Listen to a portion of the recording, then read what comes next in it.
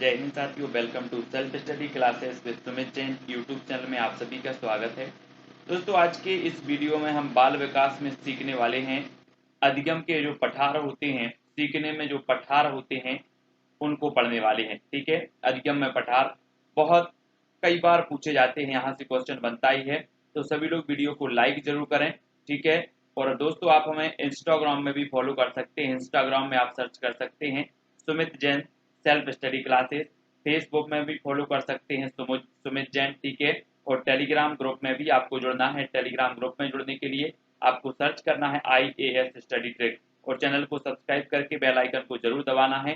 तो ये विस्तृत अध्ययन यहाँ पर हम पढ़ेंगे कि अधिगम वक्रों में कभी कभी देखा जाता है कि अधिगम वक्र का कुछ भाग अत्यंत कम उन्नति को प्रदर्शित करता है। नगण्य उन्नति को प्रदर्शित करने वाले इस प्रकार के जो भाग हैं अधिगम के पठार कहलाते हैं। ठीक है, तो ये चीज आपको देखें, ये क्या कह रहे हैं कि अधिगम वक्रों में कभी कभी देखा जाता है कि अधिगम वक्र का कुछ भाग अत्यंत कम उन्नति को प्रदर्शित करता है ना, कम उन्नति को प्रदर्शित करता है।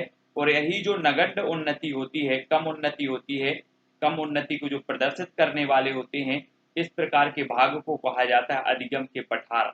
ठीक है, तो अधिगम के पठार या फिर सीखने में पठार, ये चीज आपको यहाँ पर समझ में आ गई होगी।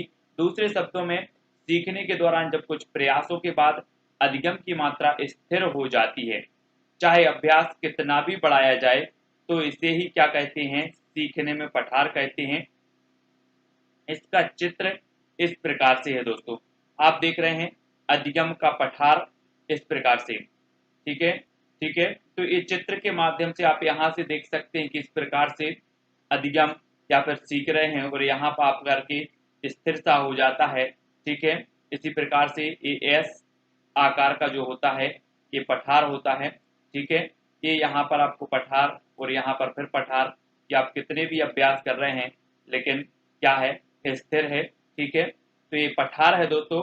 सीखने में पठार के कारण यहाँ पर देखते हैं, कई बार पूछा जाता है कि अधिगम में पठार के क्या कारण है, निम्न में से बताइए कौन सा अधिगम में पठार का कारण है। तो प्रेरणा का अभाव, रुचि में कमी, शारीरिक सीमा, सीखने की अनुचित विधियां, कार्य की गहनता, पुरानी आदतों व नई सीखी आदतों में संघर्ष। ठीक है, प्राप्त ज्ञान को स्थायी बनाने के लिए अन्य कारण जैसे थकान, निराशा, उदासीनता, जिज्ञासा व उत्साह में कमी, अस्वस्थता, वातावरणीय व्यवधान व पारिवारिक कठिनाइयां, ये सभी क्या है, सीखने में पठार के कारण होते हैं। आपसे सीधा सा क्वेश्चन बनेगा, जैसे यहाँ यूपी टेट 2017 में पूछा गया कि सीखने में निम्न में से बताइए कौन सा कारण सीखने में पठार का कारण है। तो कौन सा है, प्रेरणा का अभाव भी है। ठीक है, रुचि में कमी भी है, शारीरिक सीमा भी है। तो ये चीजें आपको पता होनी चाहिए क्योंकि स्वाभाविक है और सभी को पता भी है। ठीक है, पठार को दूर करने के उपाय बताना है। पठार को दूर करने के उपाय क्या है, शिक्षक को पठार को दूर करने के लिए निम्नलिखित उपाय करने चाहिए। सबसे पहला तो सीखने वाले को प्रेरणा देना चाहिए। ठीक है, नवीन प्रणालियों का प्रयोग करना चाहिए, कार्य के बीच बीच में विश्राम देना, सीखने की उचित विधियों का प्रयोग और बच्चों के व्यक्तिगत भेदों पर ध्यान देकर उनकी क्षमता के अनुसार सीखने की सुविधा प्रदान करना। ठीक है, बच्चों का उत्साह वर्धन करना और उपयुक्त वातावरण का निर्माण करना, ये सभी जो है पठार को दूर करने के उपाय हैं। अब यहाँ पर दोस्तों आपको अधिगम के पठार समझ में आ गया कि अधिगम का पठार क्या है, सीखने में पठार क्या है। ठीक है, और पठार के कारण कौन कौन से हैं और पठार को दूर करने के उपाय कौन कौन से हैं, ये चीज तो आपको समझ में आ गई होगी। ठीक है, और देख कुछ महत्वपूर्ण परीक्षा उपयोगी तथ्य देखें जो आपकी परीक्षा में पूछे जाते हैं कि जब शिक्षार्थियों को समूह में किसी समस्या पर चर्चा का अवसर दिया जाता है तब उनके सीखने का वक्र कैसा होता है, बेहतर होता है दोस्तों।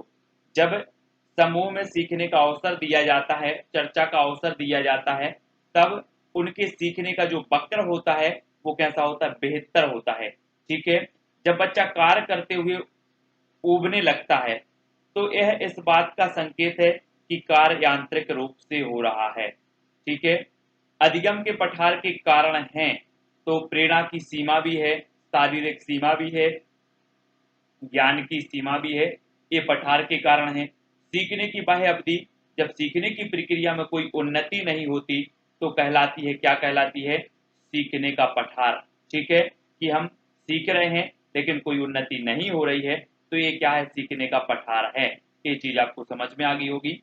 सीखने का स्थानांतरण देखो दोस्तों, यहाँ से भी क्वेश्चन आपका बनता है। अधिगम स्थानांतरण का अर्थ एवं परिभाषाएं, है ना। सीखने का स्थानांतरण जब कोई एक सीखा हुआ कार्य दूसरे सीखने के कार्य को प्रभावित करता है, उसे सीखने का स्थानांतरण कहते हैं। जैसे आप मान के चलो कि साइकिल चलाना सीख गए और साइकिल चलाने के बाद आपको वही जो कार है आपका मोटरसाइकिल चलाने में क्या हो रहा है? सहायक हो रहा है। तो ये सीखने का स्थानांतरण है और ये सीखने का सकारात्मक स्थानांतरण हो जाएगा। ठीक है, तो ये चीज भी देखना है। बीजे अंडरवुड के अनुसार वर्तमान क्रियाओं पर पूर्व अनुभवों का प्रभाव ही अधिगम स्थानांतरण है। ये किसने कहा है? बीजे अंडरवुड के अनुसार ये परिभाषा है सीखने का स्थानांतरण। ठीक है, अधिगम स्थानांतरण के कुछ प्रकार हैं दोस्तों। सबसे पहला तो सकारात्मक या फिर धनात्मक प्रकार। ठीक है, नकारात्मक या ऋणात्मक प्रकार। ठीक है, शून्य स्थानांतरण, क्षैतिज स्थानांतरण, ऊर्ध्व स्थानांतरण और द्विपार्श्विक स्थानांतरण। ये क्या है? सीखने के कुछ प्रकार हैं, अधिगम स्थानांतरण के कुछ प्रकार हैं। ठीक है, तो सकारात्मक या धनात्मक स्थानांतरण देखो, जब पूर्व ज्ञान अनुभव या प्रशिक्षण नए प्रकार के कार्य को सीखने में सहायता देता है, नए प्रकार के कार्य को सीखने में सहायता देता है, तो उसे क्या कहते हैं? सकारात्मक अधिगम या फिर धनात्मक स्थानांतरण कहते हैं। ठीक है, ये चीज याद रखनी है, अच्छे से पढ़ना है कि जब कोई यहां से क्वेश्चन बनता ही, अगर आपसे पूछा जाएगा कि जब पूर्व ज्ञान अनुभव या प्रशिक्षण नए प्रकार के कार्य को सीखने में सहायता देता है, तो ये किस प्रकार का जो है अधिगम स्थानांतरण होगा? तो ये होगा सकारात्मक। ये चीज याद रखनी है। जैसे यहाँ पर उदाहरण दिया है कि स्कूटर चलाने वाले व्यक्ति को मोटर बाइक चलाने में कठिनाई नहीं होती, बल्कि अपने पूर्व अनुभव से क्या मिलती है? सहायता मिलती है। तो ये क्या हो जाएगा? सकारात्मक अनुभव हो जाएगा। ठीक है, ये चीज याद रखनी है। अगला देखते हैं, तो ये आपका सकारात्मक या फिर धनात्मक स्थानांतरण हो जाएगा। ठीक है, नेक्स्ट है दोस्तों नकारात्मक या फिर ऋणात्मक स्थानांतरण। ठीक है, जब पूर्व ज्ञान अनुभव या प्रशिक्षण नए प्रकार के कार्य को सीखने में कठिनाई उत्पन्न करते हैं, तो उसे कहा जाता है नकारात्मक स्थानांतरण।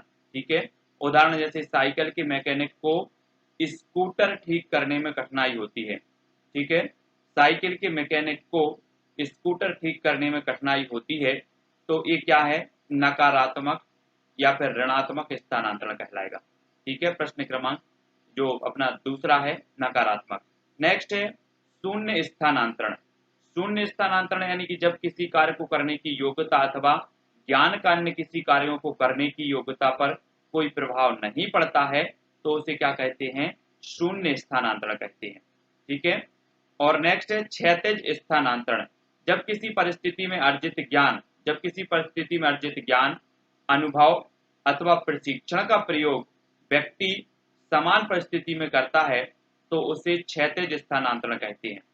ठीक है, जब किसी परिस्थिति में अर्जित ज्ञान अनुभव अथवा प्रशिक्षण का प्रयोग व्यक्ति समान परिस्थिति में करता है, तो उसे क्षैतिज स्थानांतरण कहा जाता है। ऊर्ध्व स्थानांतरण, जब किसी परिस्थिति में अर्जित ज्ञान अनुभव अथवा प्रशिक्षण का उपयोग प्राणी के द्वारा उच्च स्तरीय परिस्थितियों के अध्ययन में किया जाता है, तो इसे ऊर्ध्व स्थानांतरण कहा जाता है। ठीक है, ऊर्ध्व स्थानांतरण। नेक्स्ट है जब मानव शरीर के एक भाग को दिए गए प्रशिक्षण का स्थानांतरण दूसरे भाग में होता है, तो उसे द्विपार्श्विक स्थानांतरण कहते हैं। जैसे दाएं हाथ से लिखने की योग्यता का लाभ बाएं हाथ से लिखने में करना, ये क्या होता है? द्विपार्श्विक स्थानांतरण होता है। ये चीज आप समझ गए होंगे।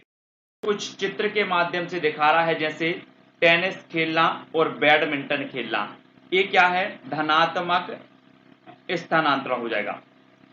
ठीक है, और यहां पर देखें हम ऋणात्मक स्थानांतरण में साइकिल चलाना और नाव खेना, ये क्या होगा? ऋणात्मक स्थानांतरण होगा। ठीक है, क्षैतिज स्थानांतरण में देखें स्कूटर चलाना और दूसरा स्कूटर चलाना, ये क्या होगा, क्षैतिज अंतरण होगा। ऊर्ध्व अंतरण देखें तो ऊर्ध्व में साइकिल चलाना और कार चलाना, ये ऊर्ध्व स्थानांतरण है। द्विपार्श्विक अंतरण में देखें तो दाएं हाथ से खेलना और बाएं हाथ से खेलना, ये द्विपार्श्विक अंतर के जो है अंतर्गत आता है। ठीक है, और भी देखते हैं अधिगम स्थानांतरण के सिद्धांत। अधिगम स्थानांतरण के सिद्धांत बताना है सामान्य से विशिष्ट तत्वों का सिद्धांत, ये प्रतिपादक कौन है, स्पीयरमैन है। मानसिक शक्तियों का सिद्धांत, ठीक है, सामान्यीकरण का सिद्धांत प्रतिपादक कौन है, CH जड़, ठीक है, सामान्यीकरण का सिद्धांत। समान तत्वों का सिद्धांत प्रतिपादक थार्नडाइक हैं। तो ये कुछ सिद्धांत हैं अधिगम स्थानांतरण के, ठीक है, तो ये चीज आपको याद रखनी है ना। तो यहां पर दोस्तों हमने क्या पढ़ा, अधिगम स्थानांतरण भी पढ़ लिया, अधिगम के पठार भी पढ़ लिए। ठीक है, ये वीडियो आपको कैसा लगा, यहाँ पर हमने द्विपार्श्विक स्थानांतरण, ऊर्ध्व स्थानांतरण, क्षैतिज स्थानांतरण, शून्य स्थानांतरण, ऋणात्मक और धनात्मक, ये सभी प्रकार के स्थानांतरण पढ़े, काय के अधिगम के स्थानांतरण पढ़े। ठीक है, अब दोस्तों हमें देखना है क्या, यहाँ पर अगला जो अपना वीडियो होगा वो क्या होगा, शिक्षण एवं शिक्षण विधाएं, इसके बारे में हम देखेंगे। ठीक है, इसके पहले के बहुत सारे आपको वाइगोत्स्की, प्याजे, कोहलर आदि के सिद्धांत जरूर देखना है।